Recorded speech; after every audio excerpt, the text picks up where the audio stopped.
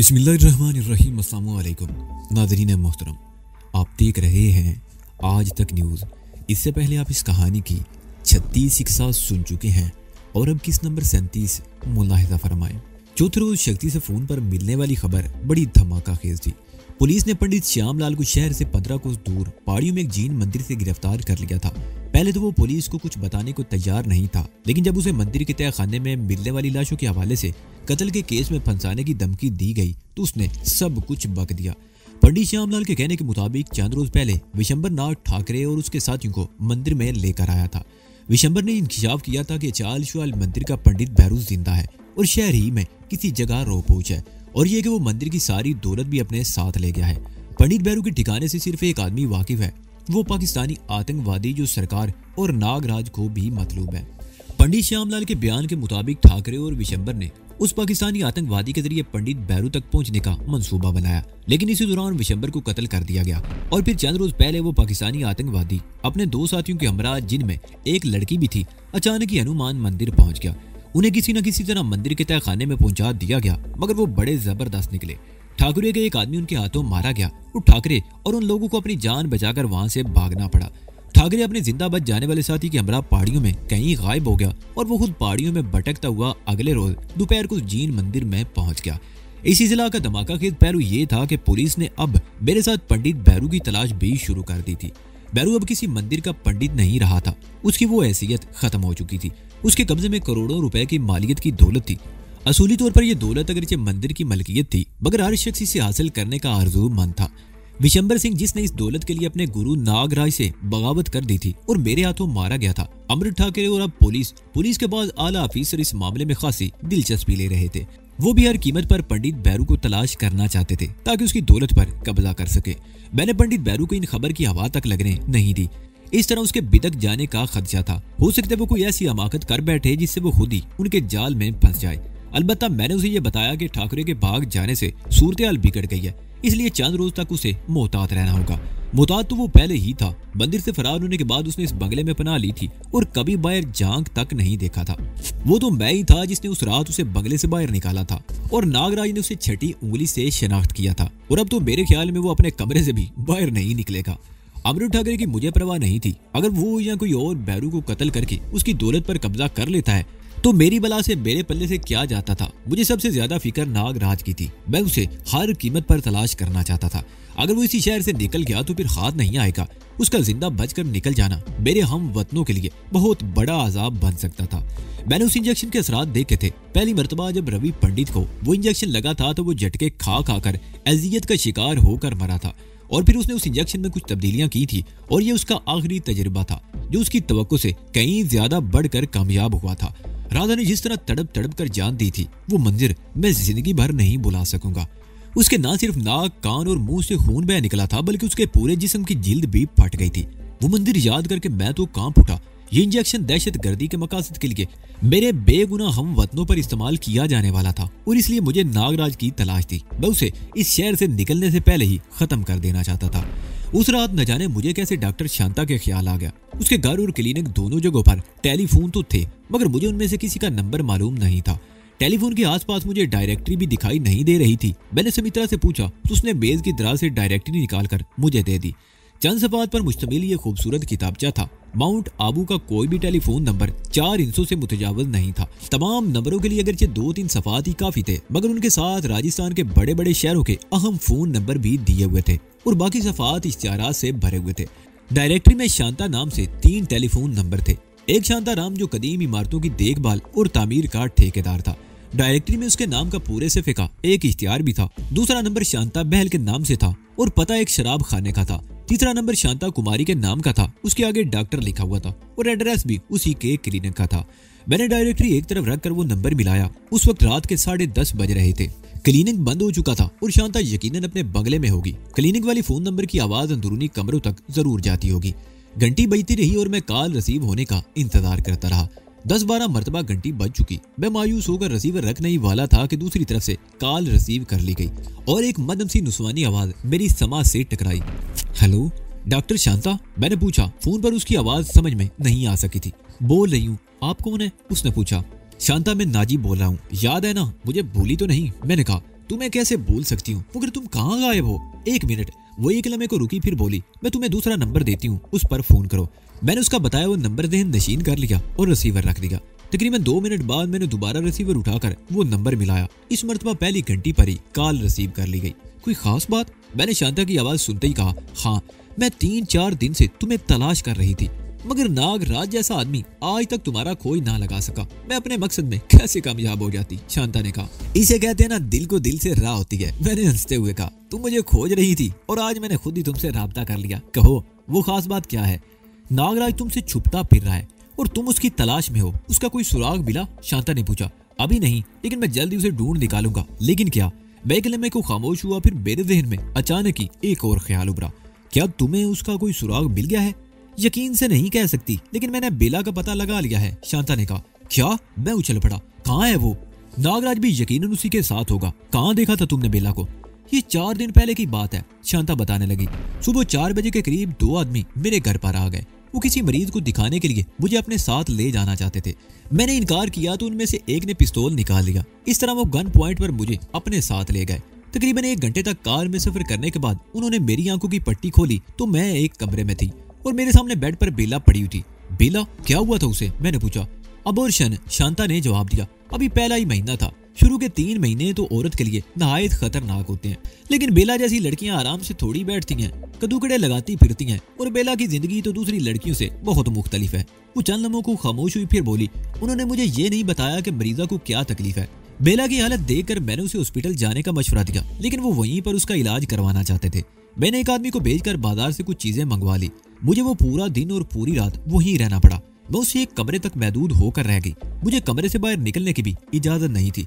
तो फिर तुम्हें यह पता तो मालूम नहीं होगा कि वो कौन सी जगह थी? मैंने पूछा। मैंने पता चला लिया था, शांता ने जवाब दिया। खिड़की के सामने भी अगरचे दबीज पर्दा पड़ा रहता था और एक आदमी 24 घंटे खिड़की में मौजूद रहता था, मगर एक मर्तबा मौका पाकर मैंने खिड़की से बाहर झांक लिया। वो प्रेम पहाड़ी पर कोई कॉटेज है। प्रेम पहाड़ी? मेरे लहजे में हैरत थी। ये कौन सी जगह है? हैरत है, माउंट आबू में रहते हुए तुम आज तक उस जगह के बारे में नहीं जान सके। बहरहाल, शहर में किसी से भी पूछ लोगे तो तुम्हें उस पहाड़ी के बारे में बता दिया जाएगा। तो क्या मुझे उस पहाड़ी को काट कर दूध की नहर खोदनी होगी? मैंने कहा, नहीं, वो काटे ही तलाश करना है, शांता ने जवाब दिया। मुझे जिस कॉटेज में ले जाया गया था उसके मशरक की तरफ तकरीबन 150 गज के फासले पर जो कॉटेज है, उसके बरामदे की छत पर गणेश देवता की बहुत बड़ी मूर्ति बनी हुई है। उन दोनों कॉटेज के बीच में और कोई कॉटेज नहीं है। अगर तुम वो गणेश देवता वाला कॉटेज तलाश कर लो तो उस कॉटेज तक आसानी से पहुंच सकोगे। बेला के अलावा मैंने सिर्फ 2 ही आदमी देखे थे जो मुझे वहां लेकर गए थे। हो सकता है नागराज उस कॉटेज के किसी और कमरे में हो, या हो सकता है वो कहीं और हो। बहरहाल ये सब कुछ तुम्हें खुद मालूम करना पड़ेगा, शांता ने जवाब दिया। तुम्हें दोबारा भी वहां ले जाया गया था? मैंने पूछा। नहीं, शांता की आवाज सुनाई थी। वो पूरा दिन और पूरी रात मैं वहां ही रही थी। बेला की हालत संभल गई। मैंने कुछ दवाएं वगैरह भी मंगवा दी कि वो बाकायदगी से उसे इस्तेमाल कराते रहें। अगले रोज वो लोग सुबह की रोशनी फैलने से पहले ही मुझे मेरे बंगले पर छोड़ गए थे। उसके बाद उन्होंने मुझसे राब्ता नहीं किया। मेरा ख्याल है बेला ठीक हो गई होगी। ठीक है शांता, मैं कल रात किसी वक्त तुमसे मिलूंगा, मैंने कहा और फोन बंद कर दिया। शांता ने वाकई बड़ा काम किया था और ये महज इत्तफाक ही था कि आज मुझे उसका ख्याल आ गया और मैंने उसे फोन कर लिया। अगर शांता को फोन ना करता तो इतनी अहम मालूमात हासिल ना होती। शांता भी मेरे करीब आकर बैठ गई और मैं उसे शांता के बारे में बताने लगा। रत्ना भी मेरे करीब आकर बैठ गई और मैं उसे शांता के बारे में बताने लगा। फिर उसकी तरफ देखते हुए पूछा, ये प्रेम पहाड़ी कहाँ है? प्रेम पहाड़ी? उसने मुझे घूरा। प्रेम पहाड़ी वो जगह है जहाँ प्यार करने वालों पर कोई पाबंदी नहीं। हर मुल्क के किसी न किसी शहर में कोई ना कोई ऐसी जगह होती है जहाँ कोई पाबंदी नहीं होती। मादर पिदर आजाद किस्म के लोग ऐसी जगहों पर जाकर अपने दिल की भुड़ास निकाल लेते हैं। लंदन का हाइड पार्क बहुत मशहूर है, बल्कि वहाँ लोग हर किस्म की बातें किसी खौफ के बगैर आजादी से कह सकते हैं। वहाँ ना सिर्फ मलका को भी गलीज गालियां दी जाती हैं, बल्कि मरियम और ईसा के भी किस्से छेड़ दिए जाते हैं। इस तरह कोलंबो में छतरी पार्क बहुत शहरत रखता है। वो चंद लम्हों को खामोश हुई, फिर बात जारी रखते हुए कहने लगी, उस पार्क का नाम तो कुछ और है, मगर छतरी पार्क के नाम से मशहूर है। वहाँ दाखिल होने वाले हर शख्स के हाथ में तुम्हें एक छतरी जरूर नजर आएगी और पार्क के अंदर जगह जगह तुम्हें जमीन पर लातादाद खुली हुई छतरियां नजर आएंगी और हर छतरी के पीछे तुम्हें ऐसा होशरबा नजारा दिखाई देगा कि तुम सांस लेना भूल जाओगे। समझ लो कि ऐसे ही नजारे मियाँ और हर छतरी के पीछे तुम्हें ऐसा होशरबा नजारा दिखाई देगा कि तुम सांस लेना भूल जाओगे। समझ लो कि ऐसे नजारे मियाँ बीवी के बेडरूम में ही देखे जा सकते हैं। अगर झांकने का मौका मिले तो माउंट आबू की प्रेम पहाड़ी। उसने खामोश होकर गहरा सांस लिया, फिर बोली, प्रेम पहाड़ी भी ऐसी जगह है, वहाँ अगरचे कॉटेज भी है, लेकिन नेचर के असली सवादे लुत्फ अंदोज होने वाले झाड़ियों और पौधों की आड़ लेते हैं। और बाज़ लोग तो ये तकल्लुफ भी नहीं करते। मगर क्या? मैंने उलझी हुई नजरों से उसकी तरफ देखा। सुना है कि कुछ अर्सा पहले वहाँ भी पाबंदी लगा दी गई थी। सिर्फ उन्हीं लोगों को जाने की इजाजत दी जाती है जिन्होंने वहाँ कॉटेज ले रखे हैं। ओह, मेरे मुंह से बेइख्तियार निकला, वहाँ कॉटेज किराए पर भी तो मिलते होंगे। मगर ऐसी भी बेचैनी क्या है, तुम वहाँ क्यों जाना चाहते हो? रत्ना बोली। बेला वहाँ एक कॉटेज में रहाइश पजीर है, हो सकता है नागराज भी वहाँ मौजूद हो, मैंने जवाब दिया। दरअसल पिछले सालों वहाँ पे दर पे कत्ल की चंद वारदातें हो गई हैं, उसके बाद ही वहाँ पाबंदी लगा दी गई। कुछ अर्सा तो तमाम कॉटेज भी वैरान रहे, लेकिन फिर कॉटेज पर से पाबंदी उठा ली गई। किसी बुराई पर पाबंदी लगा देने का मतलब ये नहीं होता कि वो बुराई वाकई ही खत्म हो गई है, बल्कि उसे चोरी छप्पे कुछ और फरोग मिलता है। प्रेम पहाड़ी की सूरत हाल भी कुछ ऐसी है। इंडियन टूरिज्म का मुकामी दफ्तर प्रेम पहाड़ी के लिए पास जारी करता है और गोश्त खिलाकर तो कोई भी काम करवाया जा सकता है। गुड आइडिया, मैंने मुस्कुरा कर कहा, ऐसे ही करना पड़ेगा। मेरे ज़हन में शक्ति का ख्याल उभर आया। मेरे ख्याल में वो कोई ऐसा बंदोबस्त कर सकता है कि हमें प्रेम पहाड़ी पर जाने में कोई दुश्वारी पेश ना आए। मैंने दीवार पर लगी हुई घड़ी की तरफ देखा, 11:30 बज रहे थे। इस वक्त शक्ति को तलाश करना मुश्किल था, वो न जाने कहाँ होगा। बैरू को मैंने 2 दिन से नहीं देखा था, वो अपने कमरे में बंद होकर रह गया था। शराब और समित्रा कमरे में ही वो चीजें उसकी रफीक थी। अलबत्ता समित्रा को जब भी मौका मिलता वो कमरे से बाहर आ जाती। मेरी और रत्ना की सेवा की जिम्मेदारी भी वो बखूबी निभा रही थी। उस रात में 1 बजे के करीब सोने के लिए अपने कमरे में चला गया और इत्तेफाक से मुझे फौरन ही नींद आ गई।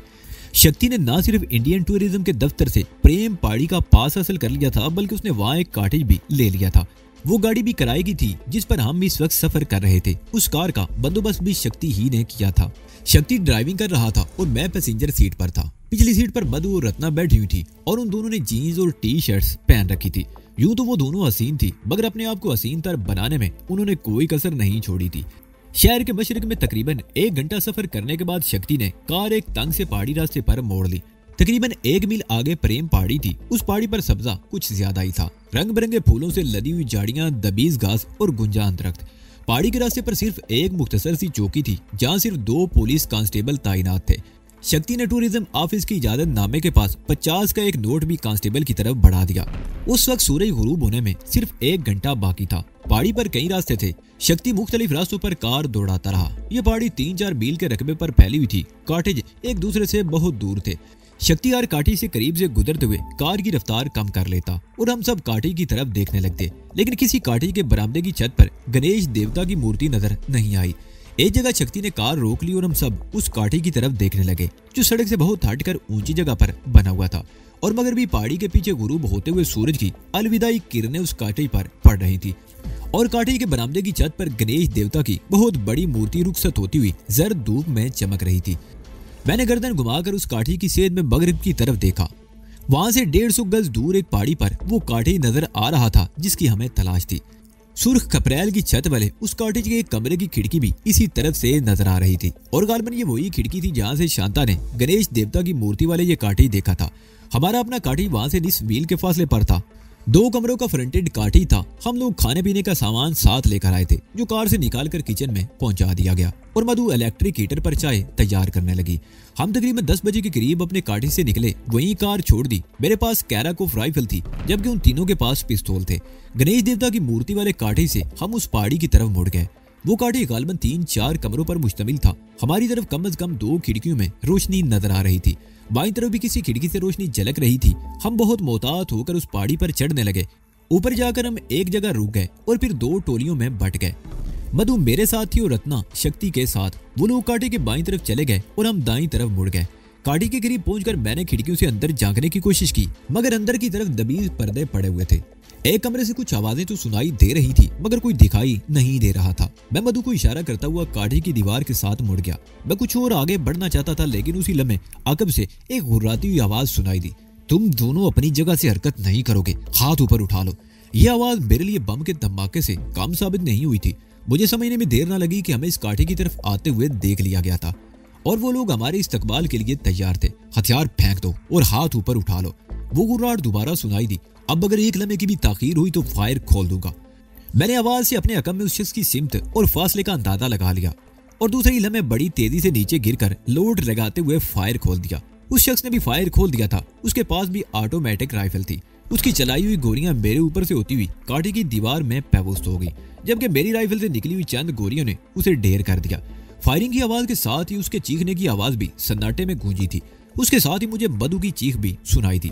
मैं उठकर उसकी तरफ लपका। फायरिंग शुरू होते ही उसने भी एक तरफ छलांग लगा दी थी और उसका पैर पट गया। वो चीखती हुई ढुलान पर लुढ़क गई। मैंने दौड़कर उसे पकड़ लिया। उस तरफ भागो। मैं उसे पकड़कर एक तरफ दौड़ने लगा। दूसरी तरफ से भी फायरिंग शुरू हो गई। मधु की टांग पर चोट लगी और उसे दौड़ने में दुश्वारी पेश आ रही थी। उसका पिस्तौल भी कहीं गिर गया। वो एक जगह फिर ठोकर खाकर गिरी। मैं भी लड़खड़ा गया। वो उस शख्स की लाश थी जो मेरी गोलियों से मरा था। उसकी राइफल भी करीब ही पड़ी हुई थी। मैंने वो राइफल उठाकर मधु के हाथ में थमाई। उसके साथ ही मैंने मधु को धक्का देते हुए एक तरफ छलांग लगा दी। अगर एक लम्हे की भी ताखीर हो जाती तो दर्जनों गोलियां हम दोनों को छिलनी कर देती। मैंने संभलते ही फायर खोल दिया। मधु भी अब संभल चुकी थी और वो भी राइफल से फायर कर रही थी। कांटे की दूसरी तरफ से भी फायरिंग की आवाजें सुनाई दे रही थी, लेकिन चंद मिनट बाद ही फायरिंग का जोर टूट गया। फिर मुख्तलिफ सिमतों से दौड़ते हुए कदमों की आवाजें सुनाई देने लगी और फिर सन्नाटा छा गया। मैं अपनी जगह पर दुबका रहा। 2 मिनट गुजर गए और फिर कांटे के सामने के रुख से शक्ति की आवाज सुनाई दी। गुरु, गुरु, कहाँ हो तुम? मैं यहाँ हूँ, मैंने जवाब दिया और मधु का हाथ पकड़कर उठ गया। शक्ति बरामदे में खड़ा था और रत्ना दरवाजे में। उसका रुख अंदर की तरफ था और उसने पिस्तौल तान रखा था। भाग गए साले डरपोक, शक्ति बोला। अंदर कौन है? मैंने बरामदे की तरफ बढ़ते हुए पूछा। एक दिलचस्प चीज देखोगे तो मुंह में पानी भरा आएगा, शक्ति ने जवाब दिया।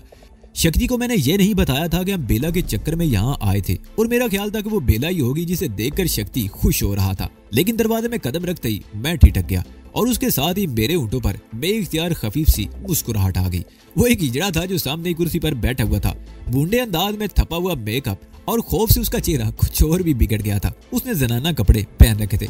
अबे वो छक्के, शक्ति आगे बढ़ते हुए बोला। सच बता, तेरा उन लोगों से क्या ताल्लुक है, वरना खोपड़ी में सुराख कर दूंगा। कोई नाता नहीं है, वो जरा खौफ से कांपती हुई आवाज में बोला। ये लोग आज दिन में मुझे यहाँ लेकर आए थे मौज मेले के लिए, मुझे छोड़कर भाग गए साले। हाय राम, अब मैं क्या करूं, किधर जाऊं? मैं तुम्हें यहाँ से सीधा नरक में पहुंचा दूंगा, वहां मौज मेला करते रहना, शक्ति ने उसे घूरा। जब तुम आए थे तो यहाँ कौन था? मैंने आगे बढ़ते हुए पूछा। एक छोकरी थी, बच्चा गिराकर बीमार पड़ी थी। इस खाट पर मैं आई तो वो चली गई, उस छक्के ने जवाब दिया। मुझे सूरत हाल का अंदाजा लगाने में दुश्वारी पेश नहीं आई कि उन्हें आज दोपहर ही किसी तरह हमारे बारे में पता चल गया था और बेला यहाँ से कहीं और मुंतकिल हो गई थी। हमारे बारे में उन्हें इतला यकीनन नूर आजम वालों से मिली होगी। शक्ति ने रिश्वत लेकर इजाजतनामा हासिल किया था और इस तरह मशकूक होना लाजमी बात थी। यहाँ 3 आदमी छोड़ दिए गए थे जो हमारे इस्तकबाल के लिए तैयार बैठे हुए थे, लेकिन उनमें से एक मारा गया और 2 भाग निकले। बेला को शायद ये इल्म नहीं हो सका था कि यहाँ मैं आऊंगा। अगर मेरे बारे में कोई बनक भी मिलती तो वो इतना कच्चा इंतजाम न करती। दफातन मेरे जहन में एक और ख्याल उभरा। कहीं ने डॉक्टर शांता पर तो कोई शुबा नहीं हो गया? ये ख्याल आते ही मैंने शक्ति वगैरह को वहां से चलने का इशारा किया। वो हीरा भी मिन्नत समाजित करने लगा कि हम उसे यहाँ छोड़कर ना जाएं। वो भी हमारे पीछे ही कांटे से बाहर निकला था और फिर यूं लगा जैसे हम पर क्यामत टूट पड़ी हो। 3 तरफ से गोलियों की बारिश शुरू हो गई। प्रेम पाड़ी प्यार के मुद भरे सुरीले नगमों की बजाय गोलियों से गूंज उठी। हिजड़ा काठी के दरवाजे पर आने वाली रोशनी में था। वो गोलियों का निशाना बन गया और चीखता हुआ ढेर हो गया। मैंने मधु का हाथ पकड़कर एक तरफ दौड़ लगा दी। रत्ना और शक्ति भी मेरे पीछे ही दौड़े। हम काठी के पिछली तरफ आ गए। उस तरफ उनका कोई और आदमी नहीं था। शायद उनका ख्याल हो कि हमें सामने ही से घेर कर खत्म कर देंगे, लेकिन ये हमारी खुशकिस्मती थी कि हम ऐन वक्त पर कांटे से बाहर आ चुके थे। उन लोगों ने हमें भागते हुए देख लिया था। उनके 2 आदमी भी कांटे के पिछली तरफ आ गए और तारीकी में अंधाधुंध गोलियां चलाने लगे। हम जवाबी फायरिंग करके अपनी पोजीशन की निशानदेही नहीं करना चाहते थे। मैंने शक्ति वगैरह को भी मना कर दिया कि वो फायर ना करे। मेरे ख्याल में अपने कांटे की तरफ जाना भी खतरे से खाली नहीं था। ये बाद में हम पर जो हमला हुआ था वो भरपूर था और उसमें कई आदमी शरीक थे। इसका मतलब था कि हमारे कांटे को भी घेरे में ले रखा होगा। उस तरफ शक्ति, मैं एक तरफ इशारा करते हुए चीखा। उधर एक कांटे के सामने मैंने एक कार खड़ी देखी थी। हम मुड़कर दूसरी तरफ दौड़ने लगे। वो कांटे मगरिब की तरफ तकरीबन 20 मील के फासले पर था। फायरिंग अब भी हो रही थी, लेकिन हम बहुत दूर निकल आए थे। ये हमारी खुशकिस्मती थी कि वो कार अब भी कांटे के सामने खड़ी थी। दरवाजा लॉक था, शीशे चढ़े हुए थे। शक्ति ने पिस्तौल का बट मारकर ड्राइविंग साइड की खिड़की का शीशा तोड़ दिया और अंदर हाथ डालकर लॉक नाब हटा दी और अंदर बैठकर दूसरे दरवाजे भी खोल दिए। चाबी इग्निशन में नहीं लगी हुई थी। शक्ति ने ड्राइविंग सीट पर बैठे हुए स्टीयरिंग के नीचे हाथ डालकर 2 तारें खींच ली और उन्हें जोड़कर इंजन स्टार्ट करने लगा। इसी दौरान मधु और रत्ना पिछली सीट पर और मैं पैसेंजर सीट पर बैठ चुका था। पहले शीशा टूटने और फिर इंजन स्टार्ट होने की आवाज सुनकर तकरीबन 20 गज दूर कांटे का दरवाजा खुला और एक आदमी की चीखती हुई आवाज सुनाई दी। ए, कौन है? उसी लम्हे दूर से फायरिंग की आवाज सुनाई दी। वो शख्स अंदर भाग गया और धड़ से दरवाजा बंद कर दिया। इंजन स्टार्ट हो चुका था। शक्ति ने कार एक झटके से आगे बढ़ाई। 5 मिनट बाद ही हम चौकी वाली सड़क पर पहुंच गए।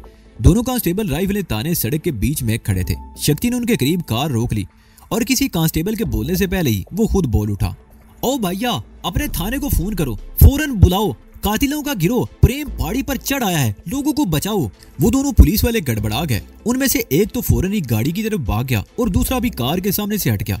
शक्ति ने तेजी से कार आगे बढ़ा दी और उसकी रफ्तार बढ़ाता चला गया।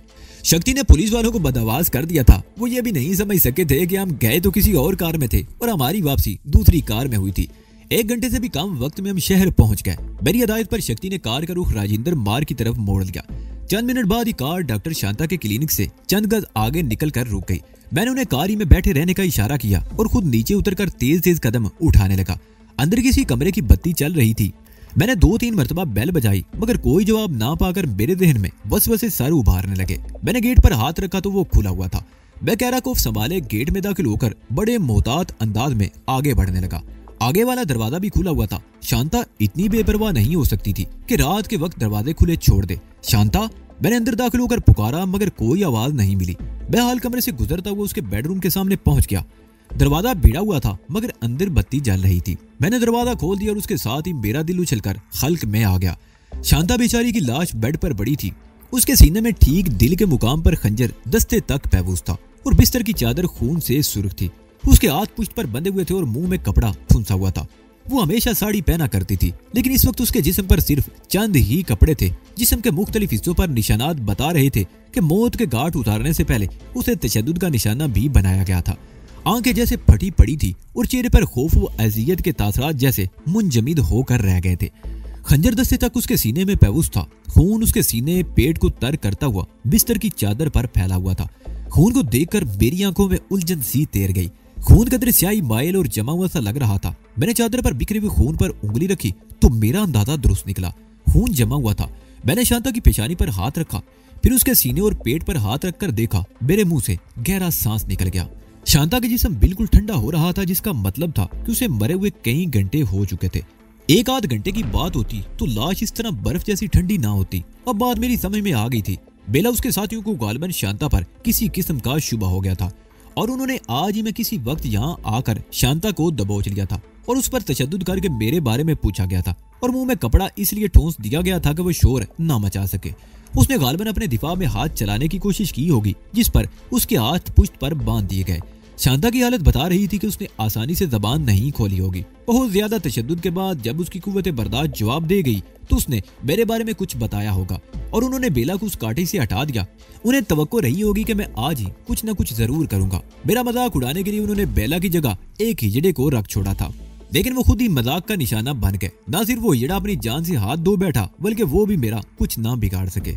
मैं चंद लम्हों तक शांता की लाश को देखता रहा, फिर झुककर उसके सीने में महफूज खंजर की तरफ हाथ बढ़ाया ही था कि साइड टेबल पर रखे हुए टेलीफोन की घंटी बज उठी। मैं उछल पड़ा। फोन की घंटी मेरे लिए बम धमाके से कम साबित नहीं हुई थी। मेरे दिल की धड़कनें एकदम तेज हो गई। मैं हैरान नजरों से फोन की तरफ देखने लगा। घंटी 2 मरतबा बज चुकी थी। तीसरी मरतबा घंटी बजने के बाद मैंने रिसीवर उठाकर कान से लगाया और माउथ पेस में कुछ बोलने की बजाय दूसरी तरफ से किसी के बोलने का इंतजार करने लगा। मुझे ज्यादा देर इंतजार नहीं करना पड़ा। चंद सेकंड बाद एक नुस्वानी आवाज मेरी समा से टकराई। खामोश रहे, अगर तुम अपनी शनाख्त नहीं छुपा सकोगे नाजी। मुझे यकीन था तुम प्रेम पहाड़ी से फरार होने के बाद सीधे यहीं आओगे। मेरे मुंह से गहरा सांस निकल गया। वो बेला थी। तुम बहुत बुरा कर रही हो बेला, मैंने जवाब दिया। बेगुनाहों को मौत के घाट उतार कर तुम्हें क्या मिला? खबारी, जिल्लत, रुसवाई। ये लोग बेगुनाह नहीं हैं, बेला ने जवाब दिया। इन्हीं लोगों की वजह से हमें इतना नुकसान उठाना पड़ा। अगर इस जैसे लोग तुम्हारा साथ ना देते तो बहुत पहले तुम्हारा किस्सा खत्म हो चुका होता और फिर शांता पर तो मुझे बहुत पहले ही शुबा हो जाना चाहिए था। मगर शायद मैं भूल गई कि डॉक्टर शांता अलका अग्निहोत्री की दोस्त थी और तुम तवील अरसे तक अलका के पास पनाह लिए रहे थे। अगर तुम्हारे गुरु और उसके चेलों ने उन लोगों के साथ अच्छा सलूक किया होता तो मुझे कहीं पनाह ना मिलती और मेरा किस्सा अब तक वाकई खत्म हो चुका होता। क्या हैरत की बात नहीं कि यहाँ के लोग अपने देश के दुश्मन को तो पनाह दे रहे हैं, उसके लिए अपना जीवन तक भेंट कर रहे हैं, लेकिन तुम लोगों को कहीं पनाह नहीं मिल रही। तुम लोग जो इस देश के सेवक होने के दावेदार हो, अपने ही देश में, अपने शहर में, अपने ही लोगों से छुपते फिर रहे हो। ये सब तुम्हारी शख्सियत का कमाल है, बेला ने कहा। इसमें शुबा नहीं कि तुम बेपनाह पुरकशिश और सायराना शख्सियत के मालिक हो। ख्वातीन तो तुम्हें एक नजर देखते ही अपने आप को भूल जाती हैं। मुझ जैसी औरत भी अपने आप को तुम्हारे शहर से ना बचा सकी, और मैं अब भी एतराफ करती हूँ कि तुम जैसा जवान रोना मेरी नजरों से नहीं गुजरा। ये तो तुम्हारी शख्सियत का कमाल है कि तुमने अपने इर्द गिर्द हसीन और जवान औरतों का मीना बाजार लगा रखा है। अगर तुम्हें कहीं टिक कर बैठने का मौका मिलता तो राजा इंदर बन चुके होते और मैं भी तुम्हारे दरबार की दासियों में शामिल होती। क्या वाकई तुम ये बात संजीदगी से कर रही हो? मैंने कहा, अगर ऐसी बात है तो मेरे पास आ जाओ, मैं तुम्हें पाकिस्तान ले चलूंगा, जाम ठाठ से जिंदगी गुजारेंगे। अब तुम पाकिस्तान का ख्याल तो जहन से निकाल दो, बेला ने कहा। तुम्हारा खात्मा इस जमीन में होगा जहाँ तुम खड़े हो। अब तक की सूरत हाल तो यही बताती है कि अंतिम संस्कार मेरा नहीं तुम लोगों का होने वाला है। बहरहाल मैं तुम्हारी तबीयत के बारे में पूछना तो भूल ही गया। बोझ से निजात पाकर अब तो तुम अपने आप को बहुत हल्का फुल्का महसूस कर रही हो। वैसे दुनिया में आने से पहले उस मर जाने वाले बच्चे का बाप कौन था? होगा कोई हरामी, मगर वो तुम नहीं हो सके, बेला ने जवाब दिया और चंद लम्हों की खामोशी के बाद बोली, वैसे मैं तुम्हें एक मौका और दे रही हूँ, बल्कि ये कहूँ कि ये पेशकश नागराज की तरफ से है। तुम्हारी बात सुन लेने में कोई हर्ज तो नहीं? मैंने कहा। पंडित भैरू सिंह की आजकल फिर तुमसे गाड़ी छीन रही है, बेला ने जवाब दिया। इस वक्त तुम वाहिद शख्स हो जो ये जानता है कि भैरू कहाँ है। तुम अगर चाहो तो उसकी सारी दौलत लेकर यहाँ से जा सकते हो। तुम्हें उस दौलत समेत बाहिफाजत सरहद पार पहुँचाने की जिम्मेदारी भी ली जा सकती है। ये नागराज की तरफ से तुम्हारी जान बख्शने की आखिरी पेशकश है। नागराज वाकई बहुत चालाक आदमी है, मैंने कहा। वो मुझे वो दौलत ले जाने की पेशकश कर रहा है जिस पर सिरे से उसका कोई हक ही नहीं। वैसे मैं अपने वफादारों को धोखा नहीं देता, उनसे तो अभी मुझे बहुत से काम लेने हैं। नागराज जैसे जहरीले नाग का सर कुचलना है। तुम्हारा ये सपना कभी पूरा नहीं होगा, बहुत जल्द पूरा होगा, मैंने कहा। तुमने देख लिया कि मैं किस तरह तुम लोगों के पीछे हूँ। तुम लोगों को कहीं टिकने का मौका नहीं मिल रहा। ज्यादा से ज्यादा 2-3 दिन, उसके बाद नागराज का किस्सा खत्म हो जाएगा और तुम्हें अपने साथ लेकर जाऊंगा। वैसे तुम मुझे पसंद आ गई हो। मुझे किसी ऐसी लड़की की जरूरत है जो मेरे साथ मिलकर जराइम की दुनिया में एक नई तारीख रकम कर सके। ओह, बेला जैसे चौंकी, तो फिर यहाँ हमारे साथ क्यों नहीं मिल जाते? नागराज तुम्हें जराइम की दुनिया का शहनशाह बना देगा। मैं शिकार मरा हुआ नहीं खाता, मार कर खाता हूँ, मैंने जवाब दिया। वैसे इस वक्त मेरे दिन में एक और ख्याल आ रहा है। कहीं ऐसा तो नहीं कि तुम मुझे बातों में लगाकर वक्त गुजारना चाहती हो ताकि तुम्हारे आदमी यहाँ पहुंचकर मुझे घेर सके।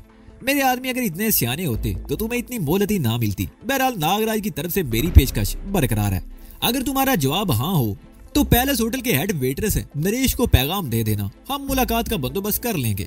उसके साथ ही दूसरी तरफ से सिलसिला मुनक़ते हो गया। मैंने भी रिसीवर रख दिया, एक नजर शांता की लाश की तरफ देखा और दरवाजे की तरफ बढ़ गया। मुझे डॉक्टर शांता की मौत का अफसोस हुआ था, मगर मैं उसके लिए कुछ नहीं कर सकता था। मैंने रिसीवर रख दिया, एक नजर शांता की लाश की तरफ देखा और दरवाजे की तरफ बढ़ गया। पंडित भैरू के आलीशान बंगले में रहकर मैं कुछ नहीं कर सकता था, इसलिए मैंने शहर के अंदरूनी इलाके में मुंतकिल होने का फैसला कर लिया। मैंने रत्ना के मकान की चाबी ले ली। किसी इमरजेंसी में मुझे उस मकान की जरूरत पड़ सकती थी। रत्ना को भी मैंने भैरू के बंगले पर ही छोड़ दिया। समित्रा मुझे गाड़ी में बिठाकर बंगले से तकरीबन 20 मील दूर एक मोड़ पर छोड़ गई, जहाँ से मैं एक ऑटो रिक्शे पर बैठकर सालार बाजार पहुंच गया। शाम का वक्त था, बाजार में रौनक थी। मैं कुछ देर इधर उधर टहलता रहा, फिर एक रेस्टोरेंट में बैठ गया। तकरीबन 15 मिनट बाद मैं चाय पीकर बाहर निकला। चाय तो एक बहाना ही था। दरअसल मुझे एक मशकूक आदमी नजर आ गया था, जिसके बारे में मेरा ख्याल था कि वो मेरी निगरानी कर रहा है, इसलिए मैं रेस्टोरेंट में बैठ गया। बाहर आकर मोहतात अंदाज में इधर उधर देखा, वो आदमी नजर नहीं आया, महज मेरा वहम था। बस स्टॉप के इलाके में बानूर से मुलाकात हो गई। उसे मालूम हुआ कि शक्ति भी आसपास ही कहीं मौजूद है। उसे तलाश करने में ज्यादा देर नहीं लगी। हम तीनों एक छोटे से रेस्टोरेंट में बैठ गए। पैलेस होटल का हेड वेटरस नरेश, मैंने शक्ति की तरफ देखते हुए कहा, मुझे उसकी जरूरत है, वो बेला या नागराज के बारे में कुछ बता सकता है। ठीक है गुरु, किस वक्त मिलना चाहते हो उससे? शक्ति ने कहा, आज रात। तुम उसे कब तक ला सकते हो? मैंने पूछा। 2-3 घंटे तो लग जाएंगे, शक्ति ने जवाब दिया। तुम्हारा इस तरह आजादी से घूमना फिरना ठीक नहीं है। तुम ऐसा करो, मेरी खोली में चलो, मधु वहां मौजूद होगी। मैं नरेश को काबू में करके तुम्हें इतला भेज दूंगा और तुम बताई हुई जगह पर आ जाना। ठीक है, मैं चलता हूँ। मैं उठकर रेस्टोरेंट से बाहर आ गया। शक्ति और बानूर वहीं बैठे रहे। मैं मुख्तलिफ इलाकों में घूमता हुआ उस तरफ निकल आया जहाँ एक खंडर नुमा इमारत में शक्ति ने खोली ले रखी थी। मैंने इस मरतबा भी अपने ताकुब का ख्याल रखा था। उस खंडर नुमा इमारत में बिजली नहीं थी। रात के 8 बजे थे और गहरा अंधेरा था। कंपाउंड के आखिरी सिरे पर एक जगह लालटेन की मदम सी रोशनी नजर आ रही थी, मगर मैं उस तरफ जाने की बजाय बाईं तरफ एक शिकस्ता दीवार के पीछे मुड़ गया। शक्ति की खोली उस तरफ थी। कमरे का दरवाजा अध भीड़ा था और अंदर से लालटेन की मदम रोशनी नजर आ रही थी। मैंने आगे बढ़कर मधु को आवाज देते हुए दरवाजा खोल दिया, मगर मधु कमरे में नहीं थी। मधु ने बावर्ची खाना उस कमरे में बना रखा था। उन दोनों कमरों के दरमियान वो कमरा था जिसकी छत सिरे से गायब थी। इन अधूरे कमरों में खिड़कियों और दरवाजों का तो सवाल ही पैदा नहीं होता था। मैं आधी छत वाले कमरे के सामने आ गया। मधु को आवाज देना ही चाहता था कि बाईं तरफ पानी गिरने की आवाज सुनकर चौंक गया।